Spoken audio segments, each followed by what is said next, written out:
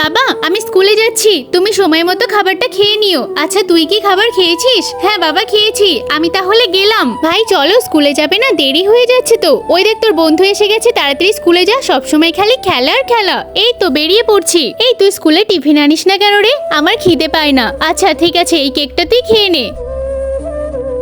আয় এখন আমরা দুজন মিলে খেলা করব। না না, আমার বাবা আমার বাড়িতে অপেক্ষা করছে, আমি এখন বাড়ি যাই। এই তুইও আয়, স্কুল ড্রেসটা ছেড়ে তারপর ফেলবি। না আমি এখন খেলা করব। ছেলেটাও না যা বলবে তাই করবে। আরে আমার বাবা মনে হয় কাজ করছে, আমি বাবার সাথে গিয়ে কাজ করি। পূজা তুই স্কুল থেকে চলে এসেছিস? তুই জামাটা পরিবর্তন করে আসতে পারতিস, নোংরা লেগে যাবে তো। না সময় মতো পড়াশোনা করিস না, ঠিক মতো খাবার খাস। এই বলটা আমি তোর বন্ধুকে দিয়ে আসবো। সারাদিন খেলা আর খেলা ছাড়া কোনো কাজ নেই। এই পূজা দেখ, আমি তোর জন্য ফুটবল এনেছি। আন্টি আমি তো ফুটবল নেব না। কেন, কি হয়েছে?